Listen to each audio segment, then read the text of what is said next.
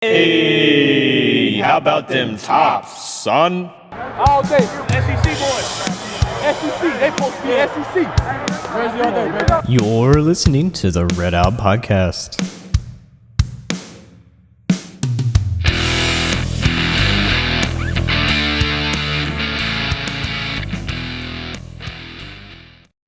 Welcome into another RedOUT Podcast. It is back from the dead. Jake here. Yep, Devin in the house and Ross on the line. How's it going, buddy?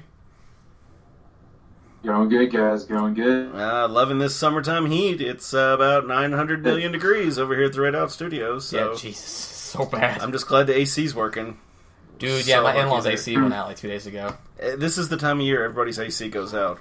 I got a buddy in air conditioning, and he just Racking up. Yeah, he's racking it up, and he's also like frustrated because he's like, I can't get to your house for like a week, so you're just gonna have sweat. Dude, I definitely thought mine was going out. It was like backing up in my basement. Mm-hmm. And Dad was like, let's try one thing. And I hooked a shot vac up to the trap and cleaned it out. Worked like a charm. I was like, okay, now I know how to do that. That's awesome.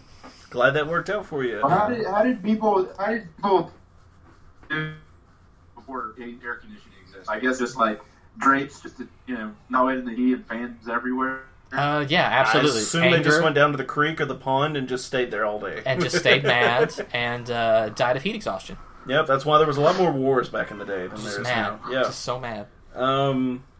So you may be able to hear it in the background, but that's Jake's new one. That's another off-season That's right. thing. That's why you guys haven't heard me in a while, because I've been trying to get the schedule with the little girl. So you've heard dogs woofing and barking in the background, which still probably will happen. Mm-hmm. But now you can hear some baby tears too, which is Yep. great. Yep. So exciting. It is. She doing good? Yep. Welcome to the dad team. That's right. Yep. I'm trying to get him. I'm working on his dad bod, so we'll see how that goes. For my height, the dad bod's coming in pretty strong. I got the gut going. We'll talk. We'll get the dad bod going. I'll get you straightened out. Sad note: Jared Lorenzen passed away, former UK player. Yeah, it's He was 38 years old. So, RIP number 22. Whether you were a UK fan or not, I mean, he was a really good guy. I would say the best game with him it's silence. was that quadruple overtime game against Arkansas or something. Yes, and I think they ended up losing that game too, didn't they? Didn't they lose that game? I think so. Yeah. Yeah, I mean, he never had the greatest. Of course, they lost that game. Yeah, Well, not only that, but it does. Sometimes you can only, you can only do so much as one player. Yeah, I mean, this kid at the time, I think he weighed 270. He could run, he could gun. Some of his best nicknames is the Hefty Lefty. The Hefty Lefty was the good. Pillsbury Throw Boy. I mean, off the field, he was a dad. He had no telling how many philanthropical things he did. Wasn't there 3 Louisville football players who donated to some kind of fund for him? Mm-hmm. So I mean, it's Yeah, I think they paid for his funeral or something. yes, they donated money for his funeral. I mean, even I think KSR has done they've done a fundraiser for his kids' college, and I think it's around $100,000 right now. So, and I mean, that's just people locally in Kentucky donating for that. So, It just sucks, especially he was young. he was young. young. He was getting down in weight, like he was Yeah. getting everything under control, and then you just out of left field He developed he had an infection, I believe. and some kind of renal failure too. Right? He had an infection. Of course, he had heart issues and he had kidney issues, and it was kind of a double whammy, and he wasn't able to come out of it. So, prayers to the family and all that good stuff. Sending all those good vibes your way. So enough sad things. Yeah, I know, right? Devin's looking Yeah, at someone. way to start off the first podcast downer. I know, right? Yeah. Sorry about that. Devin is being an old man and like making squinty faces at the Yeah. recording equipment right now. Well, it wasn't at the right level. I didn't feel like, but it seems like it's okay, so we're fine. We'll see. We can always bump it up. How do I bump it up? You're fine. Just Okay, leave it alone. cool. So the next thing Yeah, just don't we wanted break to talk anything. about, yeah, right, Dick, don't touch anything, you will break it, is Devin would like to say something to everybody, I'm pretty sure. To all you doubters, to yes. all you naysayers, suck it. Yes. Claps for Devin you, for having thank you. the best bold prediction come true Thank you. of anybody on the squad. Because yes, we are alluding to freaking Charles Bassey Yes. is on the team for this next season. What? Which You was should have recorded. You should have dug up the old recording of that prediction and say, I know, right? On this date, and just played it back because I mean that was pure gold, man. That was. oh yeah, I mean, I mean, how many jokes do we make about? I mean, a whole season's worth of just kidding about that and how. Yes. Y'all gave me such grief. Oh, it's never gonna. It's not. Yep. Hey. And honestly, in reality, like, I wish the kid the best, and I wish that he could have gone pro, make the Bucks, do whatever. But in the grand scheme of things, I think he's going to have a better chance this next year as far as making the big bucks. So, best of luck, Charles, and glad you're back, buddy. Dude, when I heard that, because we're all sitting there talking, and we're like, okay, we're not hearing a lot of buzz about him. He's dropped out of most of the mocks, or he's like super duper tail end. It's all kind of quiet on that front. What's going on? Oh, he's working out in L.A. Maybe he's going to sign a deal. Dude. I mean, he's going to go overseas. And then nothing. Deadline passes, nothing. And you're like, okay, he's not coming back. And then finally, what was it? Wasn't it like at midnight or something? It was like they 1 dropped or the 2 announcement. a.m., wasn't it? It was like 1 or 2 a.m. Yeah, and then they dropped the thing that he's back, and it's like... Which, by the way, that's Bush League.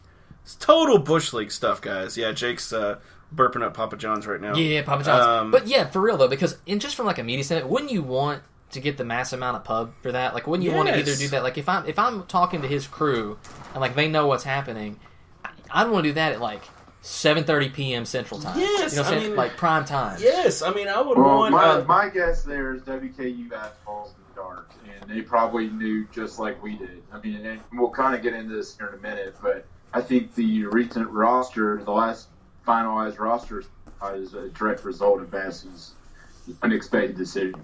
I think you're right. I think so too. I don't know if anybody thought he was coming back, and then he showed up.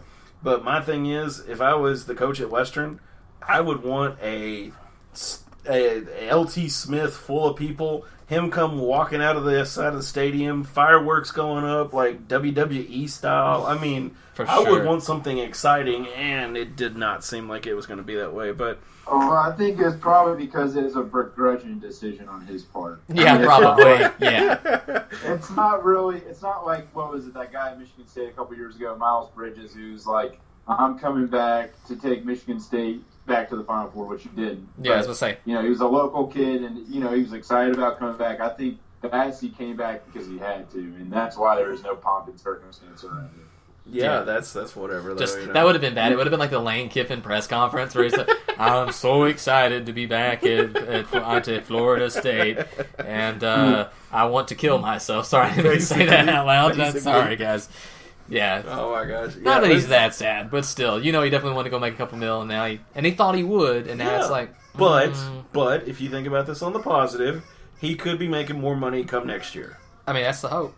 Yeah, I mean, he could literally make $10 more million. Washington. Yes. Perfect example. That's who I was thinking of. Same exact shoes. Yeah. And I mean, PJ, basically, he took 1 year away, and he's making probably $10 or $12 more million than he would have been otherwise. Yeah, because he was a second round at best last year. Yeah, he wasn't. And I mean, of course, PJ was the one that missed all the foul shots and basically cost Kentucky the game that time. But I just bless his heart. Yeah, and I Can't mean, get them foul shots. oh my gosh, he was not living that down at all. They call him free throws for a reason. Yeah, I was gonna say a lot of Kentucky fans were not happy with him after that. But yeah, so we can get into basketball roster stuff now because there were a lot of moves in the offseason, some additions, deletions, corrections, all that fun stuff. I know I sound like Par Pro right there. Yeah, any additions, deletions, or corrections? Yeah. Go ahead. I'll let you cover basketball. I know that. Yeah, I think it's going to be really exciting next year. I hope we do some good stuff. We'll see how it goes.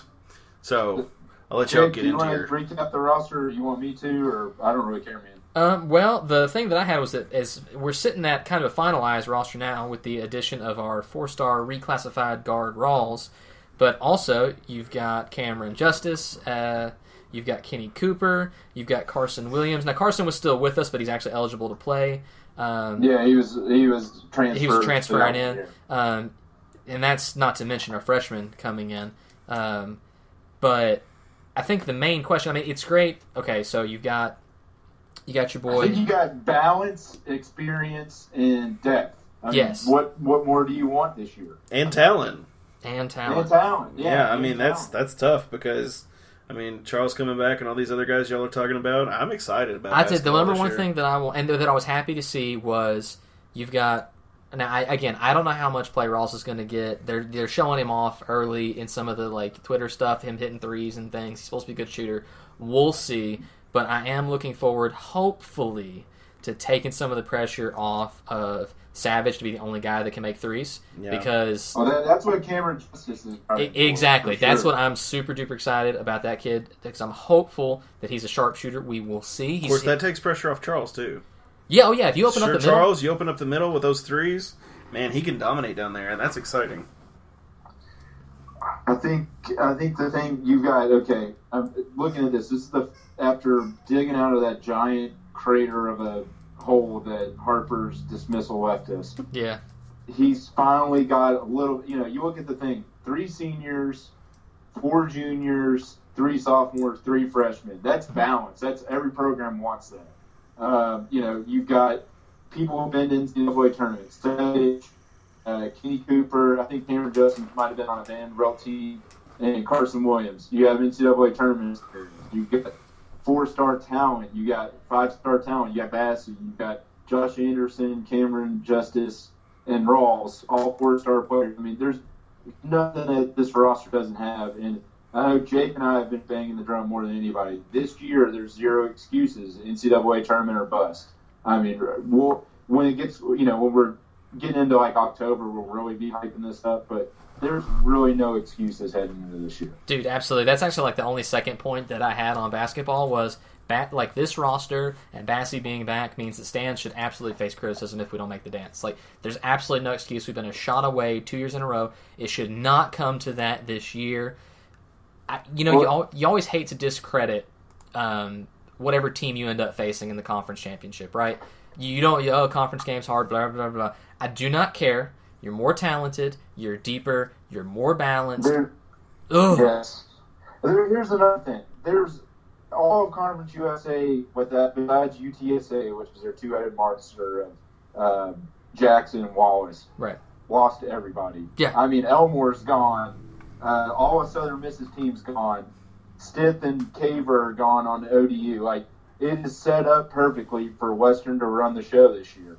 And here's another thing that we didn't talk about in the offseason news. Stansbury brought in 2 of his guys as assistants. He did.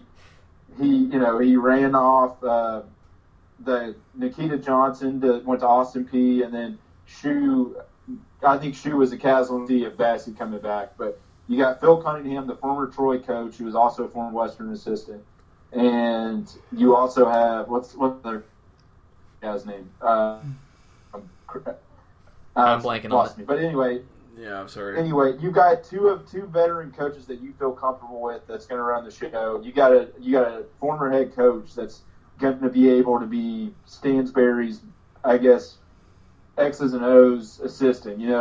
Calipari has John Robick.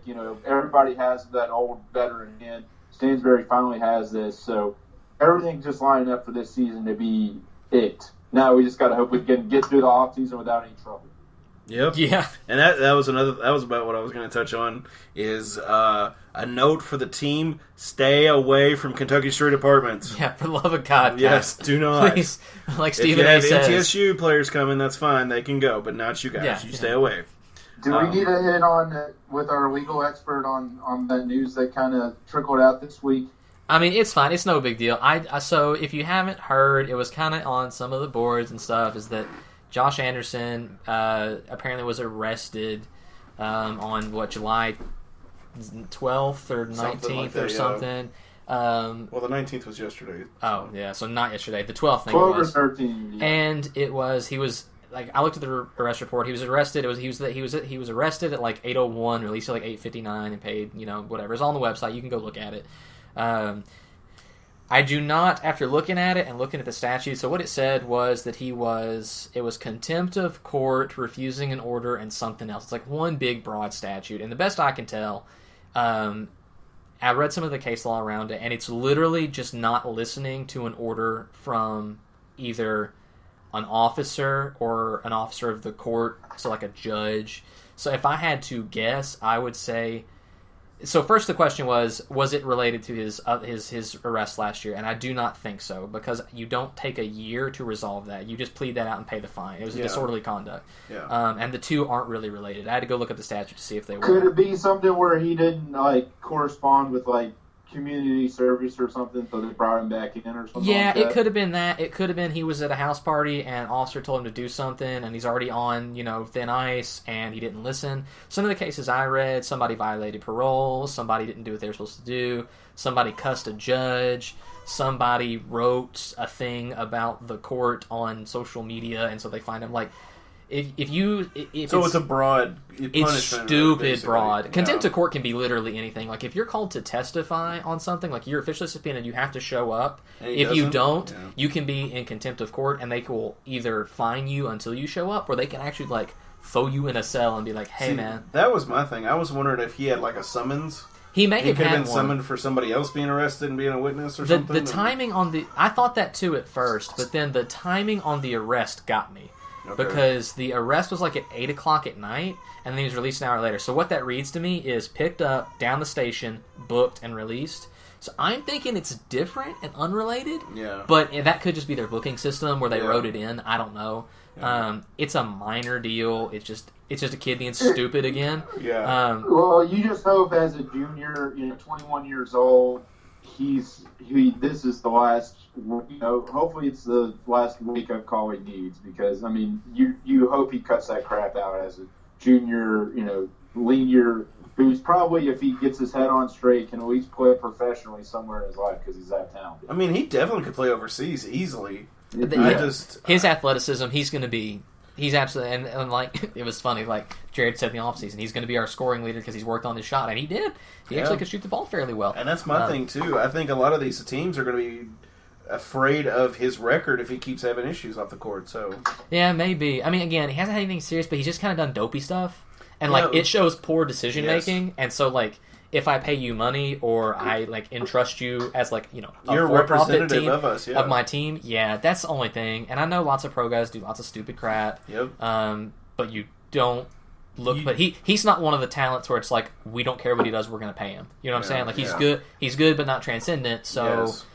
I don't know. Again, I'm not super duper worried about it right now. You haven't seen releases from WKU or anything, which to me leads they don't have to say anything because it was minor. Yeah. And again, even the Bowling Green Daily News didn't even report on it. Right, so. exactly. So it's super minor. Again, it shows poor decision making and just again that being dumb. is the way Bowling Green is too. Yeah, it's pretty tight. Bowling Green is tight, and they don't talk about stuff that happens outside of the Official clicks. channels. Yes. Yeah.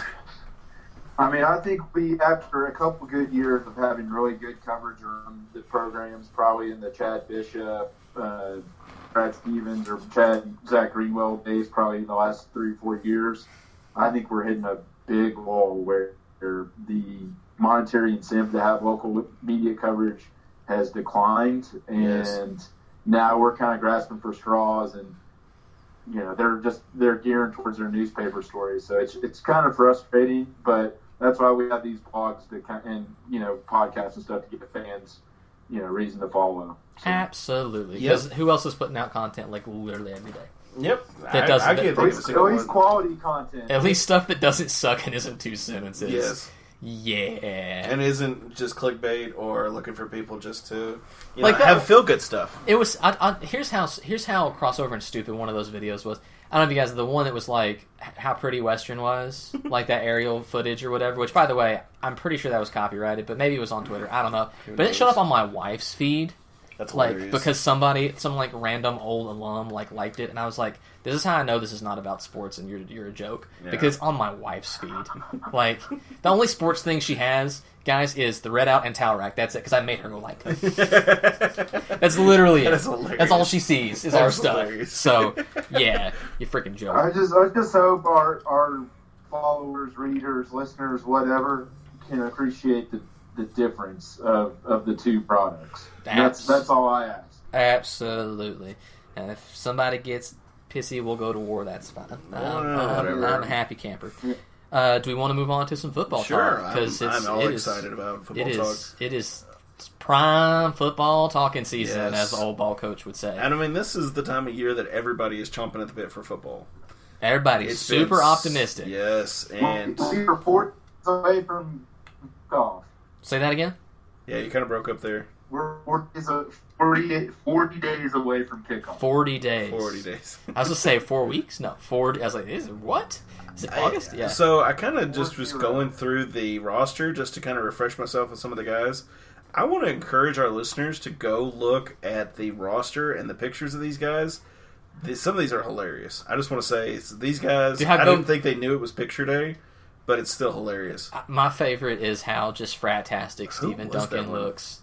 Yeah, Stephen Duncan looks like Karen that calls the manager. And she's Well, like, he does kind of have he does kind of have that haircut. There he is. He does kind of have that haircut. One of my favorites is redshirt freshman Russell Brown. Yeah, Russell Brown's got some hair, man. Russell Brown looks like he's got the jester hat on. It does kind of He look kinda like a looks jester like hat. that. Yes. Because one side is like brown or black, and then the other side is like a blonde or reddish color, and it's hilarious Dude, looking. I am favorite player. Ever since Tay had the big hair, I'm all on the crazy hair train. Let's just do it. Whatever. I love it. If it makes you play. Now the only thing is, bunch that up in your helmet, bro. Because if it's dangling, it's part of the uniform, and they can pull you down with it. And that hurts. I bet that hurts so bad. Kyle Bailey, He's got good as a hair. linebacker, and Quentin Baker, also good hair. Kyle Bailey has the Palomau hair. He does. And it's really funny to me. Anybody else hear Coach O say... Bailey's a good guy that's bring up from media days and everything else. I listened to the whole 15-minute thing, but he is a guy that's after a whole and some reason from safety to inside the line. Ross, I hate to tell you, buddy, but we lost every bit of what you were saying right then. Can you say that again about Bailey? No, we can't. He's from safety to linebacker. Sounds good. He's a transferring linebacker. That's all I got. I'm getting some break. Yeah, kind of getting a little. You're kind of breaking up a little bit. Sounds like you got a stutter issue. Do you have a stutter, Ross? No. No. He's silent. You want to reconnect him, see if that'll help? We can try. Yeah, you guys vent for a second.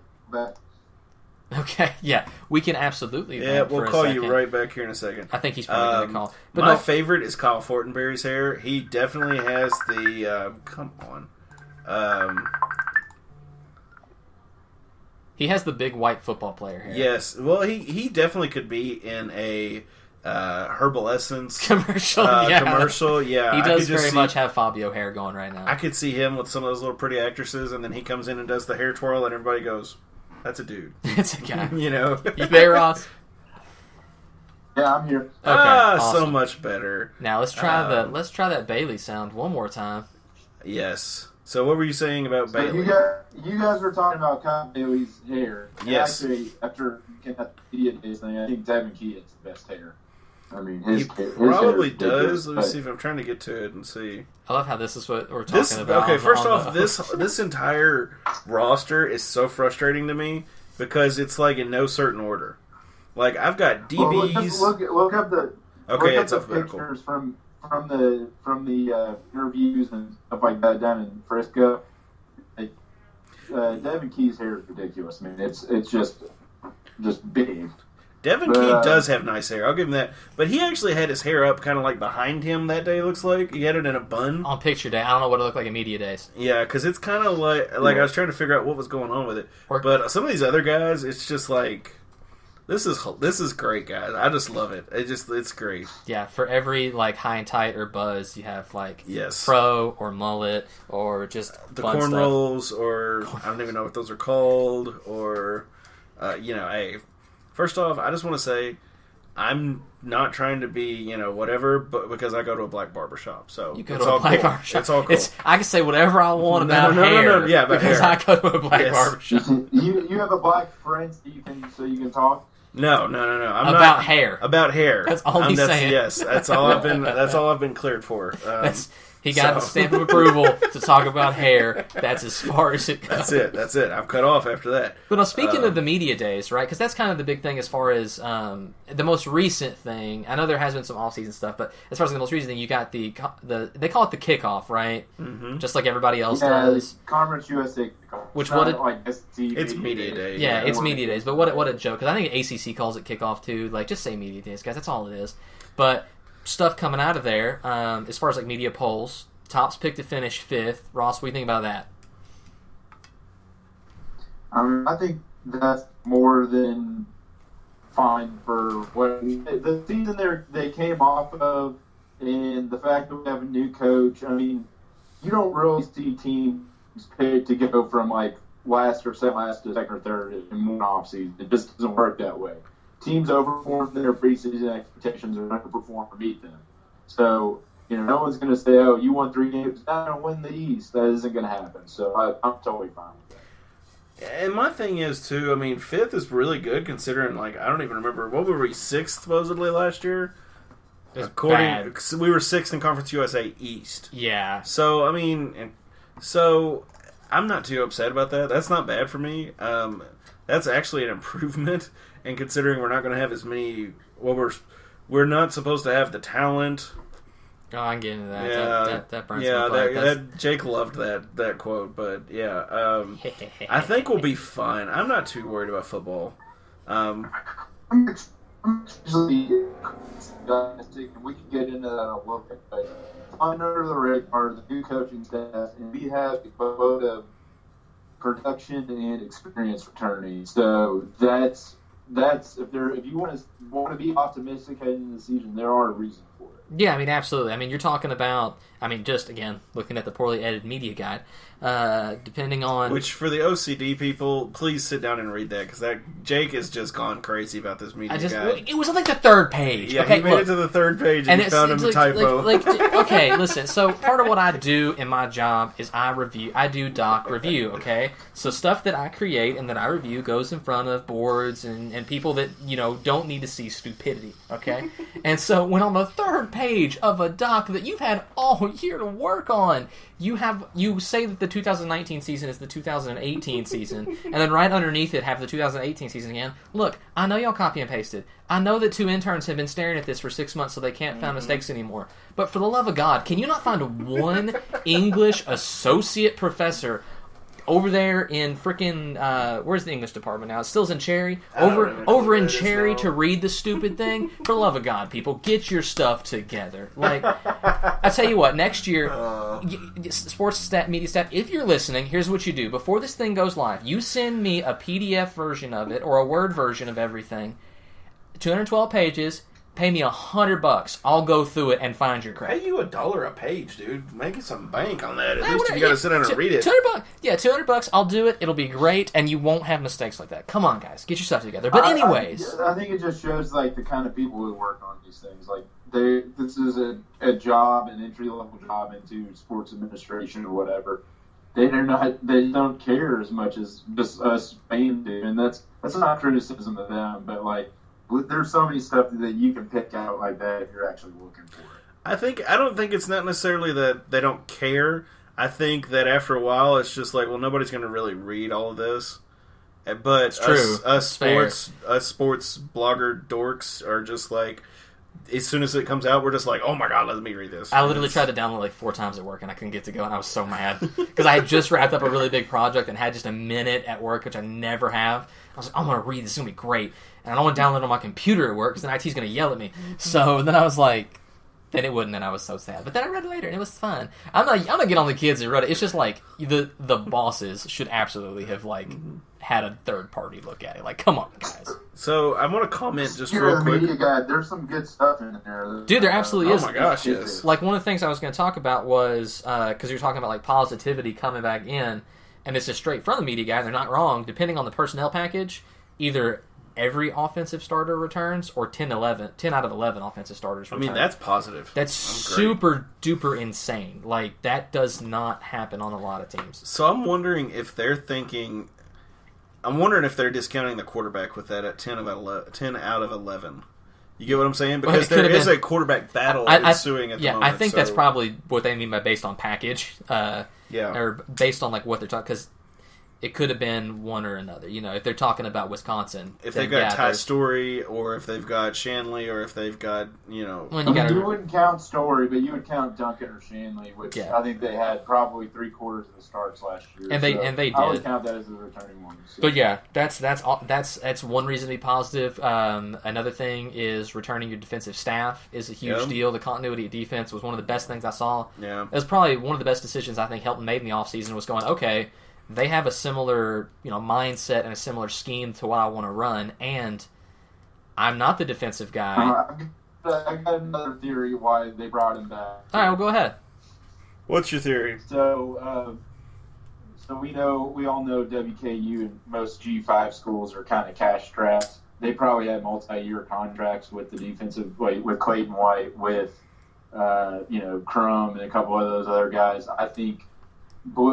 Believe it or not, I think that was a big factor too, because they obviously didn't expect to fire Sanford after 2 years, and they're like, well, you're an offensive coach anyway. Why don't we keep this defensive continuity? If he has a good year, he's going to bounce anyway, like any other defensive coordinator would. So it's kind of a win-win, and he did, being an offensive guy, I don't think Helton really cared. So I can see that. That's a possibility. I think it definitely played into it. Again, you also talk about how, you don't want to see like a super duper amount of transfers on that side of the ball, particularly because from what we could tell from media days, and this was one tidbit that I thought was not just crap, because most of the time, like, I'm not a huge fan of the media days. They say the same things they've been saying all offseason. You're not allowed to talk. Like, they don't say fun stuff. But one of the things I did like was that he gave a little, that Helton did, about how the defense is ahead of the offense right now. And that doesn't surprise me. No. I think a lot of people might be surprised because, Helton, he's this offensive guy. He comes from the Brom offense. So it's like, yeah, but... Offenses take time to develop, too. And we had major inconsistencies at the offense. That's true. On the offensive side of the ball last year. If you look at... And this is another thing that I wanted to talk about was, aside from most of the production returning, right? So that was a big deal. About defense being ahead of the offense was Helton being honest about the QBs, right? And you always hear that in the offseason. Oh, we got a QB battle. Everybody's getting better. But, like, who the QB is going to be on different teams. Like, hell, I heard... I don't know if you guys know, but, like, the crappy backup quarterback from UK, Gunnar Hoke, transferred to Ohio State. And Ryan Day came on the radio the other day and said that Gunnar Hoke is competing for a starting job. I was like, no, he's not. With the 5-star, like, number one quarterback. Right, exactly. Like for Georgia. Like, no, he's not. You're a liar. That's the biggest lie that's been told on the radio. Like, that's terrible. That's not a lie. He is competing for the job. That doesn't mean he's going to get the job. It was just so funny to hear him say literally have to hurt himself tying his shoelaces to lose. He might push the guy down the stairs. I'm not saying he couldn't. He'd have to get on the field. Yes. I don't even know if they'll let him hold a ball like on the field. Like, he's going to be like the placeholder. They might not even let him. I don't know. He's that bad. Like, they were talking like, well, the other year they were like, well, maybe he could transfer to WK. He was like, no, we don't want him. We're good. Thank you. We're fine. We've already got Ty Story. We're fine. You're good. I'm fine. Quick aside on that. Anytime somebody transfers out from UK, the BBN tinged WKU fans are like, is he going to come there and come to Western? It's like, I don't want every reject player that transfers out from one of the Power 5 schools around here. I want good quality players, but just because you played at UK, Drew Barker or whatever, doesn't mean we necessarily want you. So, spoiler alert, when Elson was at Western back in the day, he would take a lot of UK players, and what he did was, this was in the same era that Rich Brooks was there. Rich Brooks was very strict about education and having a certain GPA and all this, and I'm sure all the coaches are, but if they flunked out of UK, Elson was there. He's like straight up, like, I'll take joke, it. yeah. It's cool. There were several. I don't remember many players from that era that were at UK, though. Who was? Yes, Because I remember we got like Wolfie from Notre Dame, and like we got some pretty like high profile like schools that people would transfer. I can't remember anybody. Let me Well, and they may have let not me have do been- a little bit of research because I can't think of the guy's name specifically. Well, I mean, you But also I have to do think remember- what we were talking about was how just because you played at UK, particularly in the not great, when they weren't great, doesn't necessarily mean that you were going to see the field at Western either. So No. it may be such that these were cats that like dipped out, got on the team, didn't see the field, weren't actually great, and then quietly made an exit. Yeah, And I mean, and that's a possibility too. I don't. Well, I mean, they do that with basketball. They do that with like anybody that transfers out. It's like, oh, you played 2 minutes a game as a walk-on. Our other blogs will like make a post of it. It's like, well, are they a good fit? I mean, we did take some good linebackers and stuff a couple of years ago from U of L. What was it, Keith Brown and Nick Dawson? Like, I'm all for it. And we like this offseason, we didn't talk about it. We added Malik Staples, who I'm still interested to see if he actually played for Western because he didn't play at all for U of L. So there is risk involved with some of these guys where, they might have talent, but why didn't they see the field at the bigger schools? Yeah, there's always a reason. I mean, again, sometimes it could be that you're the number 3 guy on the team and it was really tight competition between the top 3 dudes. Okay, fine. Or it could be that you were the number 3 guy because you were an absolute not good player who couldn't start at like a NAIA school. You just happened to get on the team. There's no coverage of that game. Are you kidding me? So I looked up a game. That was back in 2007. Yes, I'm in 07 because I remember specifically that this guy played, I think, around this time, but I cannot think of his name. And Devin can't find any actual like team stats or like. Okay, so they played North Carolina Central, and this Western beat them 50-14. So I thought, well, he would have gotten in that game at least. But I cannot find this guy in here, and I cannot think of his name. I just love that. Well, 50 to we did those two off-season pieces, like reminiscing on Matt and Devin's time at Western on the football team as support staff, and just finding old pictures and old articles. And this was like 2010 and 2011 was 8 or 9 years ago. That's and terrifying. You think 07 when we were still 1AA, that had to be like the dark ages. Oh my gosh, you ain't even kidding. Particularly like coverage, like it's like outside the local papers, ain't nobody writing about it. No, and I mean, and of course, let's see, this is North Texas. This is the game we almost got in a fight. So it may even be before this. I'm not sure. He's going to look at it later, and he's going to come with with a list. So another thing, talking about, we were talking about media days, you'll see that he was, again, I think he was honest about the QB battle because he didn't bring a QB. If you have a settled quarterback, you typically bring them. So that's why I think it's not necessarily BS. I think he honestly doesn't know who his guy is. Ross, if you had to guess, who do you think is the go-to guy this year at quarterback? I mean, I think it's Duncan's job to lose. And we should all be rooting for somebody like Duncan for various reasons. Number one, Ty Story brought in, I hope he is a perfect backup who can, I hope if somebody goes down, he's the guy who comes and wins this game unexpectedly. But we should want Duncan, Shanley, Thomas, whomever to win the job because they're going to be here for more than 1 year. Like we mentioned, we have a lot of juniors on this. We have 35 juniors on this team. 2020, this is a springboard season. You want to have that quarterback coming back next year so you can really achieve at a high level. So, I think Duncan's job to lose. He led us to the last 2 victories last year, even though he had his inconsistencies, his fumble issues, whatever. I think he led us to all 3 victories last season. So that's number one. Shanley, I think, has some skills, but he's small and injury prone. So that's what worries me about him. So I think it's Duncan's job to lose.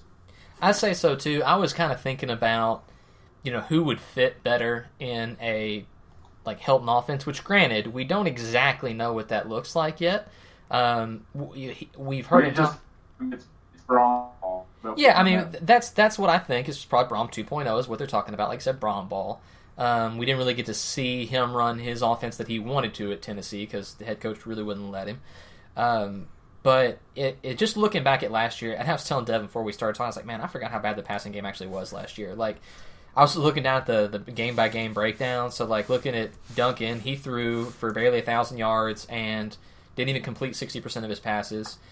Shanley ended up throwing for 942 and completed almost 70% of his. Duncan was his touchdown to interception ratio was 9-7.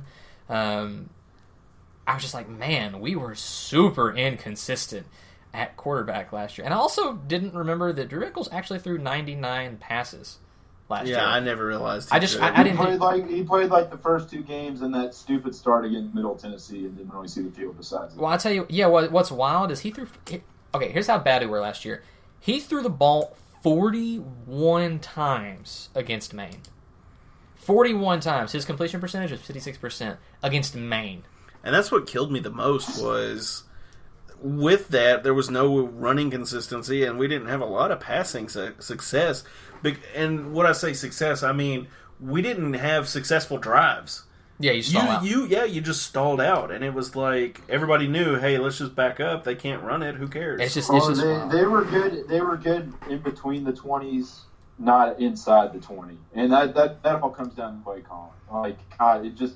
That was in the Stanford unmitigated disaster piece, but like our red zone offense was so bad, and that's a direct reflection of the coach.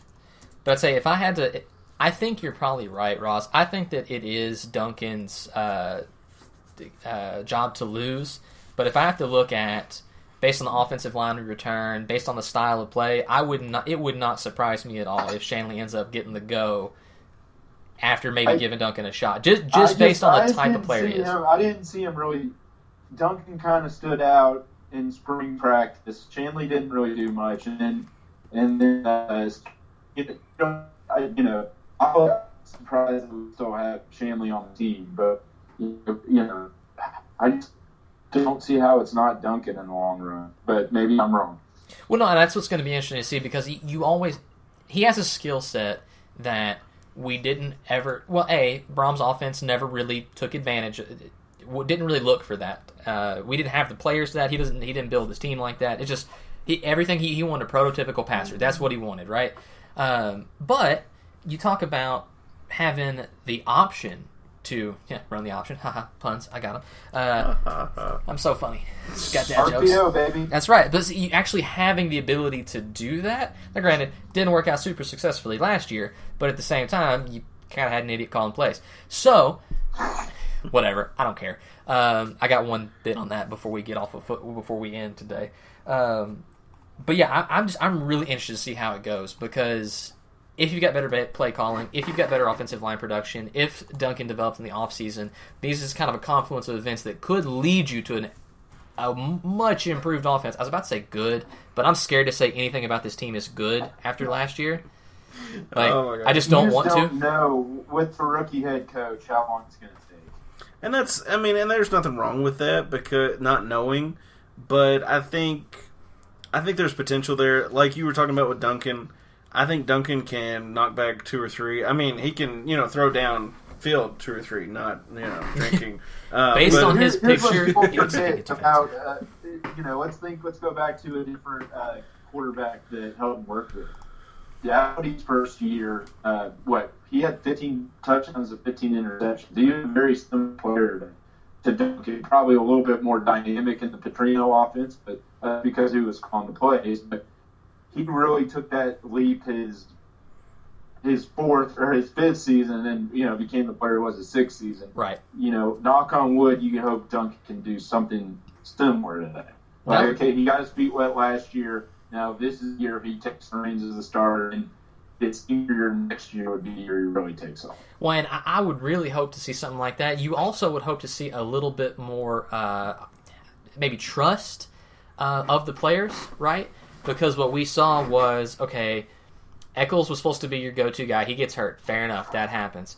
Then you have this revolving door of Duncan Shanley. Who's it going to be for a lot of the games?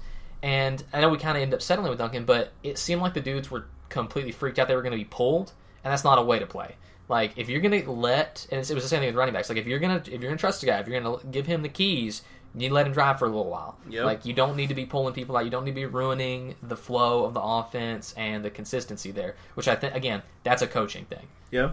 That's not the guy's fault. And that was aggravation for me, was just the carousel. I mean, the constant just watching you would be like, okay, who's starting this week? Yeah.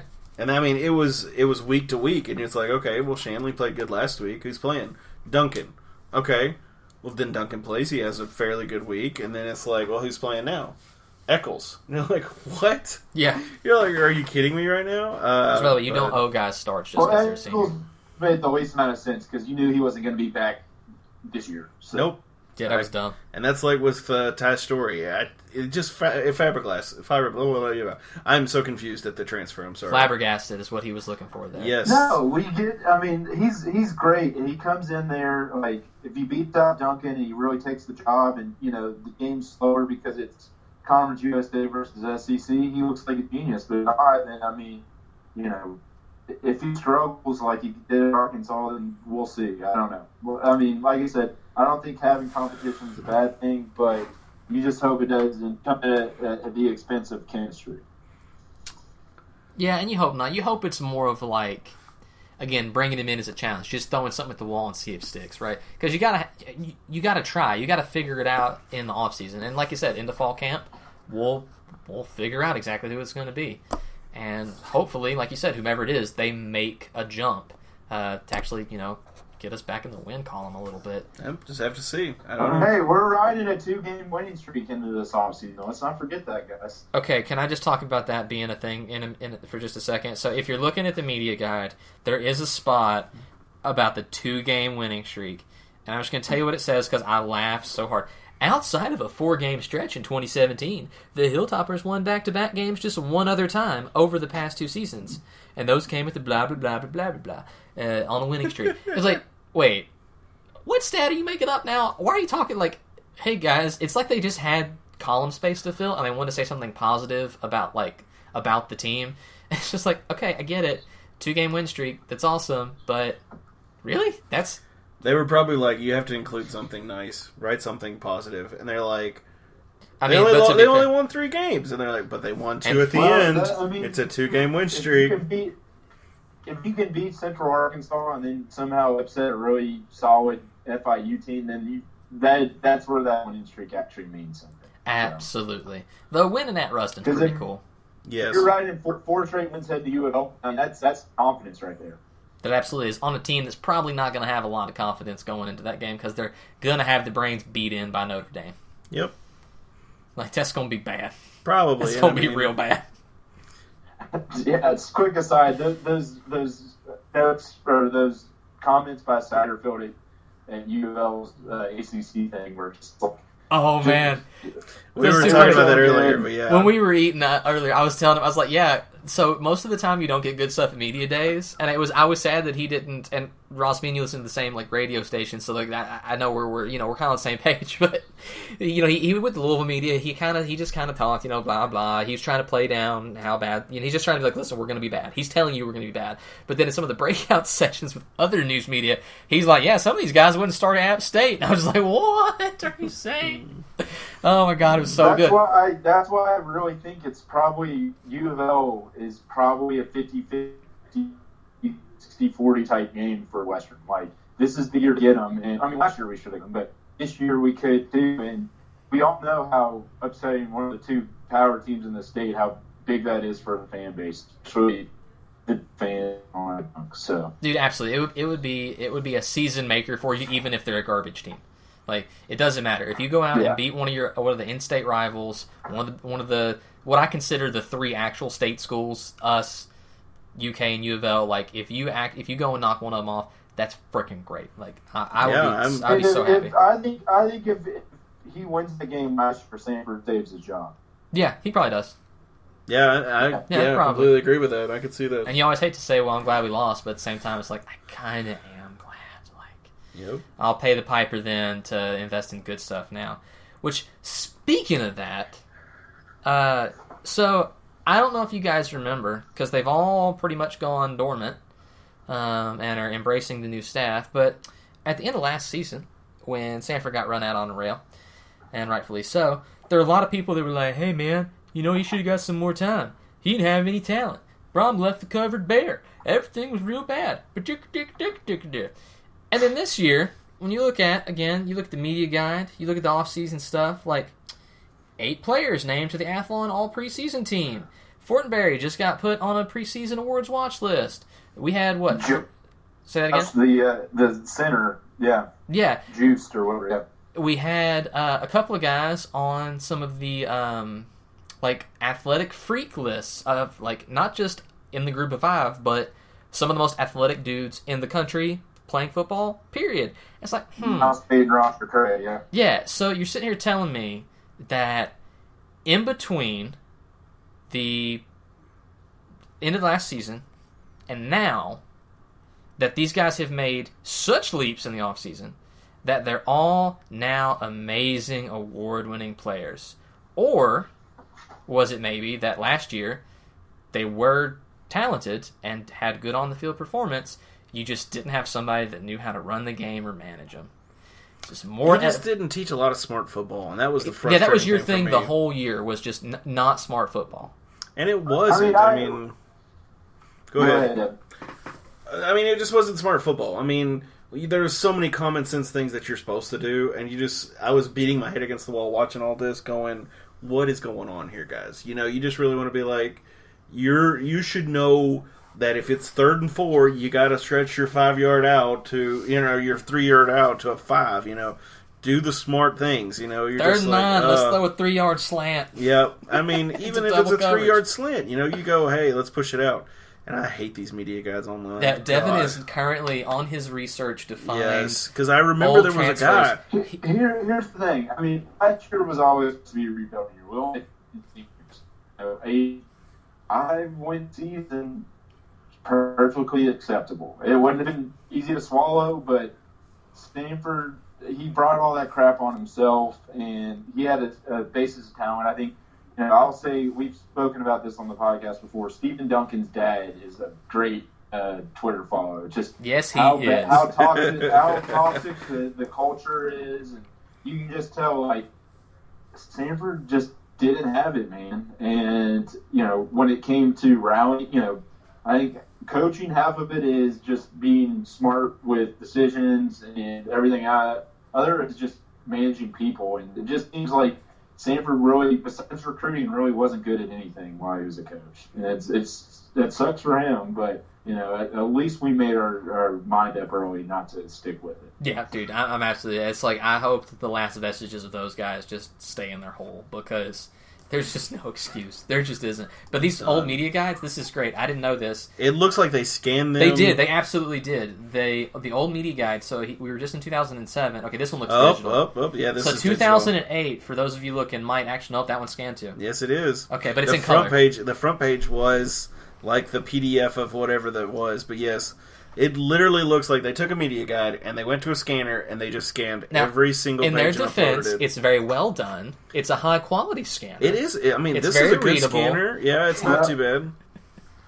It's okay. I'm still looking for this guy. At least we have access to that information. That's what I'm saying. Pieces.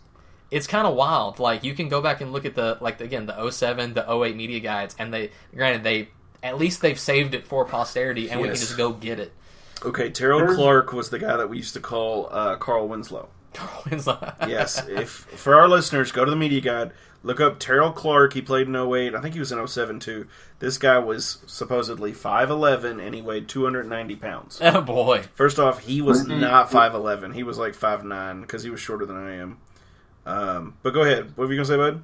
Was he one of those UK transfers you were talking about? No, he was not. I'm still looking for this guy because I know he's in here.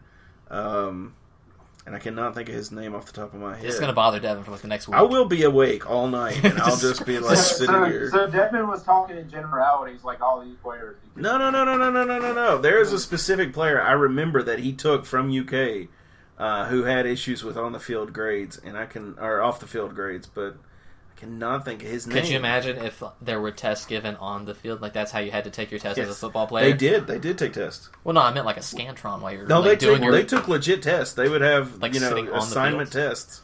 Well, yeah, I get that. One more thing I wanted to hit on before we get off when it came to just the whole Manny Allen saga. Yeah, go ahead and talk about it, man. So, I mean, I'm sure football recruiting obviously isn't as followed as heavily as basketball recruiting, but Manny Allen was a big hit for Western. 4-star, 3-star type player. Nebraska, USC, and Louisville, he was committed to at one time.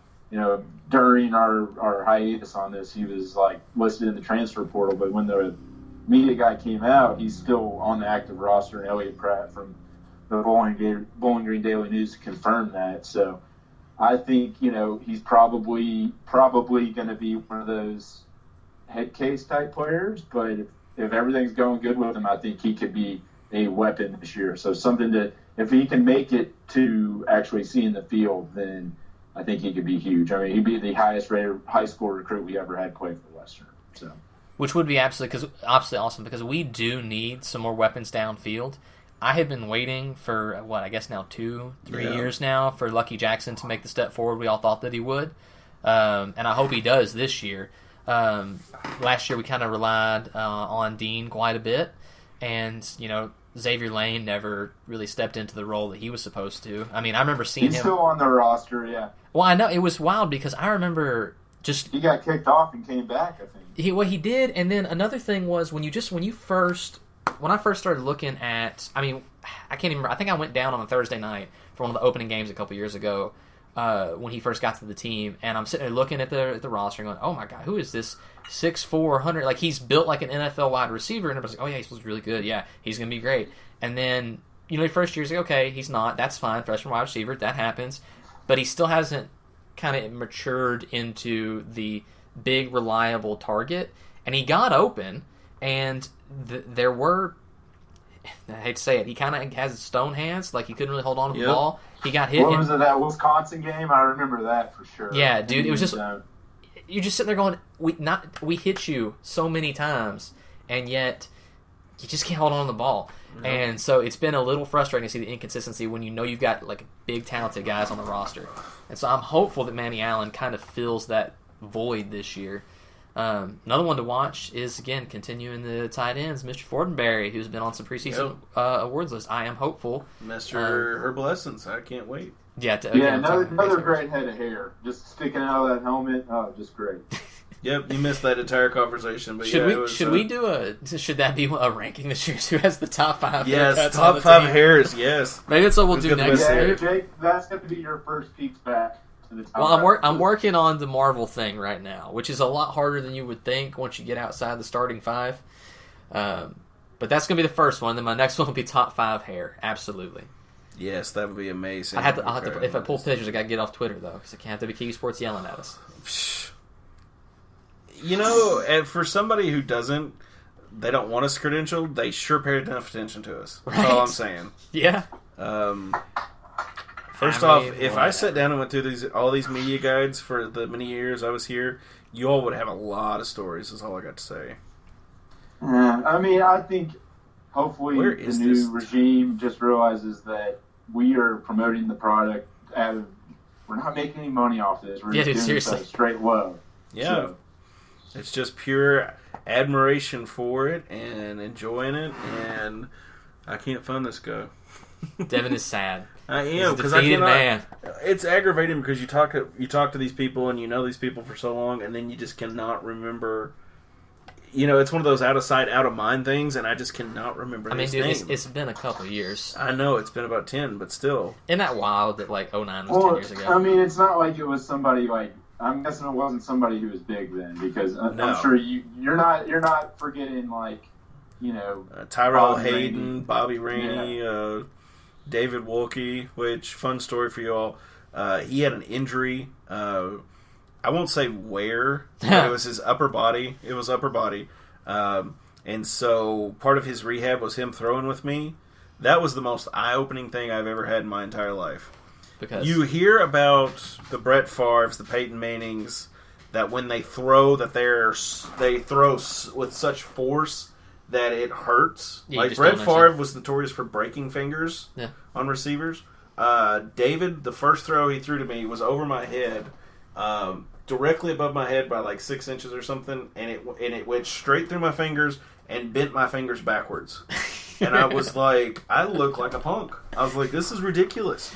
And I mean, it wasn't the last one that went through my fingers either. Because he just literally he would throw it. Yeah, he would throw it, and he wasn't trying to throw it hard. He was just throwing, just pitching. Yeah, and like the rest of them, I'd hit me in the chest and I'd catch it or whatever. And then you're like, The next day he went and he got me some receiver gloves from the managers, and I'm just like, I'm not a punk. I don't need gloves. I'm good, man. and they kept going through your hands. You're like, listen, guys. No. It didn't. When I got the gloves, I was sad, but I was like, good gosh. Is it like on the replacements when they put the stuff on his gloves? No, it wasn't that bad. Who was back in the day? Like him or KJ Black? Like who do you think was the more talented guy? I'll tell you a hidden talent of KJ's just off the bat. KJ was a math major at Western, so you literally could walk up to him and go, "What is 0.03% of 75?" And he could go, "Bub, bub, bub, bub, bub, bub, bub, bub," and you go, "What?" So at least he was smart. Yeah, so he was very intelligent math-wise. Like, it was just a gift. But talent-wise, I think KJ got a raw deal with Elson. I think Elson was trying to crucify him for no reason. But talent-wise, it's tough because I think KJ had better moves. He wasn't really fast, but he was quick. David was the Tom Brady-esque. Like prototypical Yeah, style, he was a pocket passer. He wasn't really a big scrambler, but he had to. It sounds like there's a child being beaten in your background. I remember KJ had some moments where he looked really good. But hey guys, I got to get off a little early. I think the wife needs me. Dude, you're good. It sounds like it. Go Tops. Love you guys. Happy to be back on the happy the RedOUT's back going and looking forward to a fun 2019 season. Absolutely. See you, man. See you, bud. See you guys. Bye.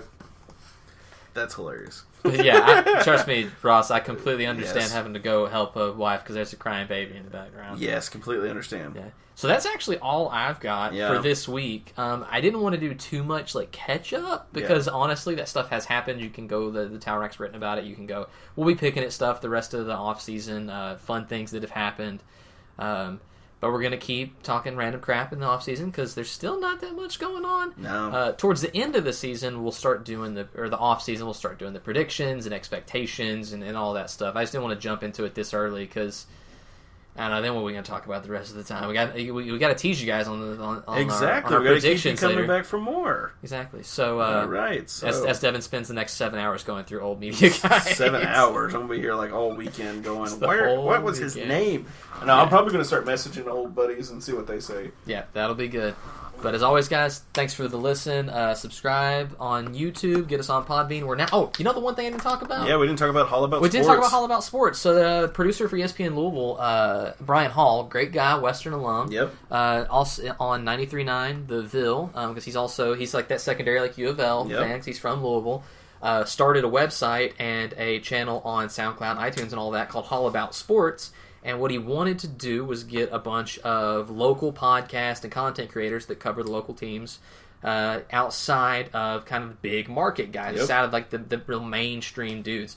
And so we were asked to join that. And again, we haven't had a lot of content because I've been trying to get the baby lined out. That's not a problem. But now we've got some content going up. We've got some player interviews. If you haven't seen that, we have we have an interview. But there will be more, I'm Yes. sure, in the coming season for season 3 of RedOUT. Just letting Matt get in there and do his thing. And Yeah, Matt's a good interviewer. He's an interviewer. that's better than me because I'm not doing it. Yeah. So he is an interviewer. He's funny at least. Yes, he's yes, funny. yes, We'll I love go Matt. with that. Yes, Matt, for this thing, we love you, buddy.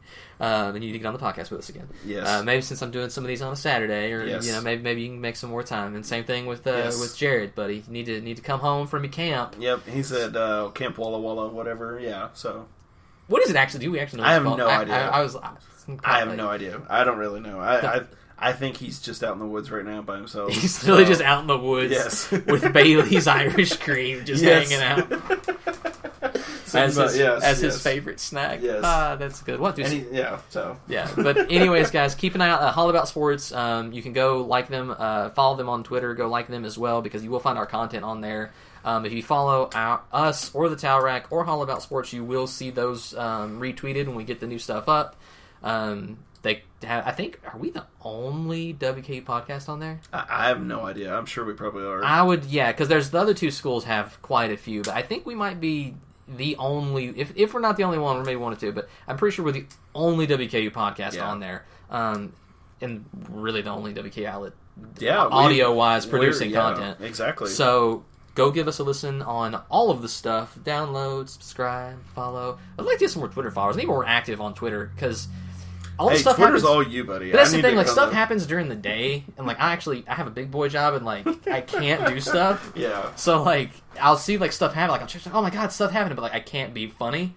I don't have time to be funny. I can just like retweet stuff. It's like, man. Yes. So definitely going to try to do a little better on that. But as always, guys, thanks for the listen. Go Tops. Go Tops.